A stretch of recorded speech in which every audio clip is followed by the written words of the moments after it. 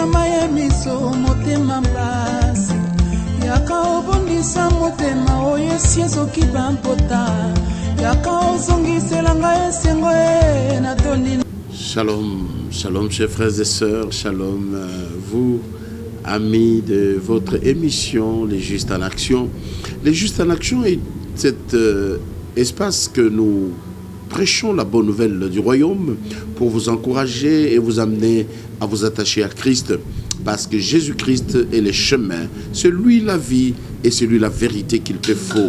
Voilà, ce matin, je ne sais pas à quelle heure tu vas me suivre, je voudrais te communiquer une pensée de Dieu. La pensée voudrait seulement dire que tu peux conquérir dans ta faiblesse au nom de Jésus. Et en Jésus, dans tes faiblesses, Jésus peut rendre tes faiblesses une force. Donc je voudrais dire à quelqu'un que toutes les opportunités sont à prendre et à arracher. Et certains moments difficiles pour nous sont des moments qui peuvent déclencher un mécanisme de développement. Rappelez-vous, dans le monde, je vais parler de la Corée du Sud, je vais parler de la Chine. Ce sont des pays qui ont connu des moments très difficiles de leur vie, mais dans leur faiblesse, ils se sont organisés. Dans leur douleur, ils se sont organisés. Aujourd'hui, la Chine est en train de mettre du feu à l'Amérique. L'Amérique n'arrive pas. Aujourd'hui, la Corée sont des pays qui sont en train d'émerger, d'aller plus loin, parce qu'ils ont utilisé leur moment de faiblesse pour une victoire à venir. Nous allons lire dans la parole de Dieu. Nous allons vite dans 2 Rois, chapitre 6e. Nous lirons le premier verset. Après cela, Ben-Hadad, roi de Syrie, ayant rassemblé toute son armée, monta et assiégea Samarie. Il y eut une grande famine dans Samarie, et ils la serrèrent tellement qu'une tête d'âne valait 80 cycles d'argent, et les quarts d'un abat de fiente coûtait plus de 5 cycles d'argent. Là n'est pas mon problème. Mon problème ici, c'est que Ben-Hadad décide de mettre Samarie, n'est-ce pas, dans une situation inconfortable. Quand on dit assiéger un pays, ça veut dire qu'on t'a encerclé, il n'y a plus de sortie, il n'y a plus d'entrée, et le pays ainsi ne peut pas échanger les biens, je veux dire, le bien de première nécessité. Ils étaient dans une famine très difficile. Mais regarde la réaction dans ces moments de famine. Il arrive qu'on est dans un moment difficile, mais le problème, ce n'est pas traverser ces moments. Le grand problème, c'est comment tu t'y prends. Quel est le mécanisme que tu mets en place pour t'en sortir. Alors, au chapitre 7e, on dit, Élisée dit, pendant les temps difficiles, là, Élisée se réveille, il se met debout, il dit, écoutez-moi, écoutez la parole de l'Éternel. Ainsi parle l'Éternel, demain, à cette heure, on aura une mesure de fleurs de maïs pour un cycle, et 2 mesures d'orge pour un cycle à la porte de Samarie. L'officier sur la main duquel s'appuyait le roi répondit à l'homme de Dieu, quand l'Éternel ferait des fenêtres au ciel, pareille chose n'arrivera pas. Ça veut dire qu'à un certain moment, il y a des gens qui prennent les kilos, le courage de défier Dieu. Quelqu'un qui commence une phrase en vous disant « Ainsi dit l'Éternel » et toi, tu t'élèves parce que le roi met la main sur toi, parce que le roi mange en ta présence, parce que le roi périt en ta présence, tu commences à opposer la parole de Dieu. Mais la parole est sortie. Pendant les temps de crise, Dieu dit « Je veux faire ceci ». Les prix vont baisser. Il y aura un afflux de biens de première nécessité. Sachez-le, et c'est demain. Oh, quelle précision les prophètes du temps. Frères, où sont les prophètes aujourd'hui qui peuvent nous donner des précisions dans ce qu'ils disent, qui peuvent nous dire que l'Éternel a dit que le Congo sera sauvé, l'Éternel a dit que la France va se libérer, l'Éternel a dit que l'Angleterre qui passe de moments difficiles, voici ce qui va arriver. Où sont-ils ces prophètes-là? Les prophéties de complaisance, les prophéties de manipulation qui se passe aujourd'hui. L'Église doit se revoir 2 fois. Mais de l'autre côté, vous qui êtes avec le roi, vous qui vivez aux côtés des gens riches, aux côtés des gens qui ont des moyens, faites attention de vous opposer à la parole de Dieu. Quiconque s'oppose à la parole de Dieu, il crée un bras de fer. Et tu ne pourras pas faire un bras de fer et gagner Dieu. Je parle ici que quelqu'un peut gagner dans sa faiblesse. Écoute ce qui arrive. Lorsque cet officier fait l'aventure comme ça devant Dieu, Élisée dit, tu le verras de tes yeux, mais tu n'en mangeras point. Waouh, il est maudit. Il est maudit. Et il y avait à l'entrée de la porte de Samarie 4 lépreux qui se dirent l'un à l'autre pendant les temps de crise. Quoi? Resterons-nous ici jusqu'à ce que nous mourions? Si nous songeons à entrer dans la ville, la famine est dans la ville, et nous y mourrons. Et si nous restons ici, nous mourrons également. Allons nous jeter dans les camps des Syriens. S'ils nous laissent vivre, nous vivrons. S'ils nous font mourir, nous mourrons. Ils partirent donc au crépuscule pour se rendre au camp des Syriens. Et lorsqu'ils furent arrivés à l'entrée du camp des Syriens, voici, il y avait personne. Le Seigneur avait fait entendre dans les camps des Syriens le bruit des chars et un bruit de chevaux, de bruit, une grande armée.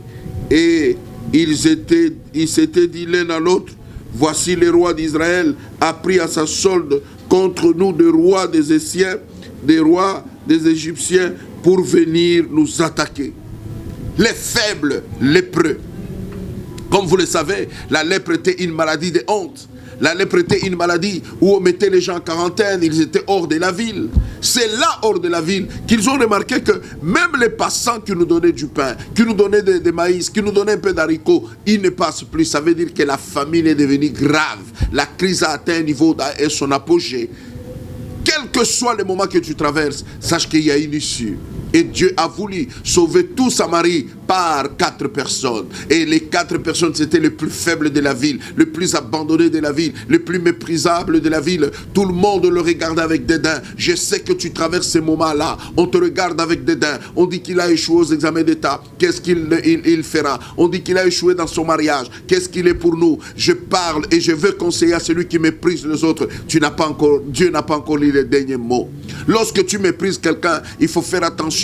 Et surtout que Dieu n'a pas encore dit les derniers mots. Parce que lorsque Dieu s'élève, l'histoire change. Lorsque Dieu regarde quelqu'un, l'histoire change.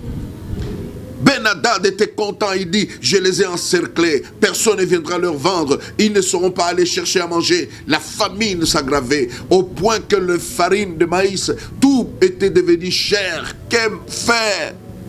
Il restait qu'ils commencent à se manger eux-mêmes. Mais les lépreux ont pris la décision. Mais ils ne savaient pas que leur lèpre là, malgré qu'ils étaient en dehors, Dieu était avec eux parce que c'était les enfants d'Israël. La Samarie, comme vous savez, comme il y avait Jérusalem et Samarie, la République du Nord et du Sud, ils étaient là, tous deux, en train de chercher l'Éternel, en train de voir que Dieu est notre Dieu. Ils savaient que c'était leur Dieu, mais à cause de leur santé, on les mettait à l'écart. Mais ils sont décidés. Premier principe dans la vie. Il ne faudrait pas, n'est-ce pas, se tuer lorsque tu traverses des moments difficiles. Prends courage. Parce que les lépreux pouvaient se dire, nous sommes finis, qu'on prenne du poison, qu'on meurt, qu'on s'égorge, qu'on s'épande. Mais ils ont dit, allons. Deuxième chose, connaître, n'est-ce pas, ce que tu es. Alléluia. Donc, lorsque tu connais ce que tu es, et la troisième chose, c'est que tu affrontes maintenant. Tu vas dans la conquête. La Bible dit que lorsque ils ont vu que le temple était là, ça veut dire que ces gens ont tout laissé. Même leurs chevaux, ils ont laissé leurs voitures, ils ont laissé tout ce qui était là parce qu'ils voulaient chacun sauver sa vie. Frères et sœurs, je suis venu dire à quelqu'un qui pense qu'il est fini, qui pense que c'est tout, que Dieu va faire quelque chose au point où tu es arrivé. Il va changer ta marche, n'est-ce pas? Ça sera comme la marche des chars, la marche de grands véhicules de combat. Ça sera comme en Ukraine où il y a des bombardiers et ils vont fuir, ils vont te laisser les terrains. Je ne peux pas te permettre de fuir. L'enfant de Dieu va faire fuir parce que autour de toi, il y a les ténèbres. Mais toi, tu es la lumière et la lumière a la capacité de faire fuir les ténèbres. Lorsque la lumière arrive, les ténèbres disparaissent. Les ténèbres, c'est ta maladie. Les ténèbres, c'est ton chômage. Les ténèbres, c'est cette stérilité qui t'a tellement pris en sandwich. Tu te dis, comment est-ce que je vais faire? Tu as tourné auprès des médecins. Tu étais comme Ben-Hadad. Ben-Hadad t'a pris en sandwich. Il t'a bloqué. Tu ne peux plus sortir. Tous les médecins, tu as circulé. Maintenant, on te dit, il faut que tu ailles en Italie. Maintenant, on t'a dit qu'il faut que tu ailles en Afrique du Sud, que tu ailles en Inde. Mais je vais te dire une chose. Si tu n'as pas l'argent, ne te monte pas la tête, ne te perds pas, ne sois pas soucieux, mais sache qu'il y a quelqu'un qui t'a dit, venez à moi, vous tous êtes chargés, fatigués, je vous donnerai du repos. Jésus est la réponse au monde d'aujourd'hui. Si tu crois en sa parole, même dans ta faiblesse, il va te donner la victoire. Je parle aux nations, même le Congo. J'ai toujours interdit les gens de ne pas dire les petits Rwandais. Attention frère, les petits Rwandais qui vous combattent et qui vous mettent mal à l'aise. Lorsqu'on est en guerre, on frappe et on frappe fort. Lève-toi, le nom de Jésus est un fouet. Le nom de Jésus est une arme plus que Satan 2 que les Russes ont sorti. Il est une arme plus que toutes les armes réunies des Américains. Parce qu'au nom de Jésus, l'invisible saute. Au nom de Jésus, là où il n'y avait pas quelque chose, il crée. Au nom de Jésus, même dans les déserts, il y a l'eau qui peut jaillir. Je te prie d'utiliser ce nom-là. Dans ta faiblesse, au nom de Jésus, tu vas réussir. Dans ta faiblesse, au nom de Jésus, tu vas appeler ceux qui n'existaient pas l'existence. Dans ta faiblesse, au nom de Jésus, tes prédateurs, tes imposteurs, ils vont tout simplement avoir leurs yeux pour pleurer parce qu'ils attendaient ta mort, c'est eux qui vont se succéder. Ils attendaient ton échec, c'est eux qui vont se succéder. Je te prie, ma soeur, je te prie, mon frère, où que tu sois,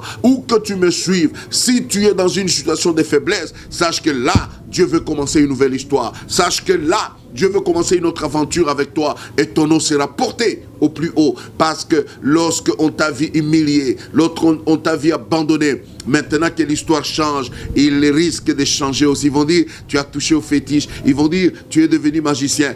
Moque-toi d'eux. Dis, allez aussi faire la magie, devenez comme moi. Notre puissance, notre force, c'est Jésus, la différence. Jésus, l'amour. Jésus, la paix. Tu veux être sauvé dans tes douleurs, tu veux que tu sortes de ton cancer, tu veux que tu t'élèves de ton lit où tu es malade. Je te donne un seul médicament. Jésus est la réponse, Jésus est la clé. Les lépreux ont mis confiance, n'est-ce pas, à Dieu, parce qu'ils étaient enfants de Dieu, mais ils se sont dit, dans notre famine, allons nous jeter. Je prie à chacun de se jeter sur son ennemi, tu les vaincras. Mais rappelez-vous de la guerre de Jacob. Jacob a lutté non seulement avec un homme, mais il a lutté avec Dieu, parce que Dieu faisait des apparitions. Et la Bible dit, parce que tu as lutté avec Dieu, tu as vaincu, ton nom ne sera plus Jacob. Je prie que ton nom change, tu es Israël, tu es vainqueur, au nom de Jésus. Soyez bénis. Partout où vous m'avez suivi, ce matin, dans votre faiblesse, Dieu peut créer un miracle.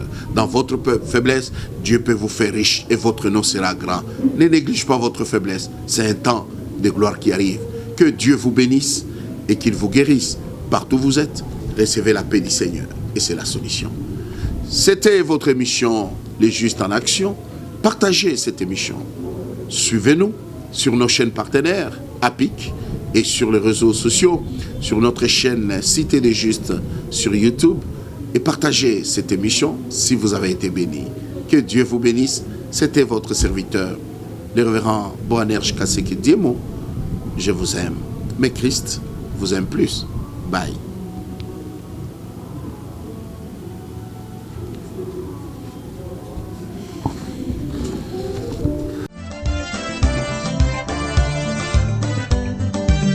Yaka obangusama ya miso motema mpasi, yaka obondisa motema oyo esi ezoki bampota, yaka ozongiselanga esengo na toni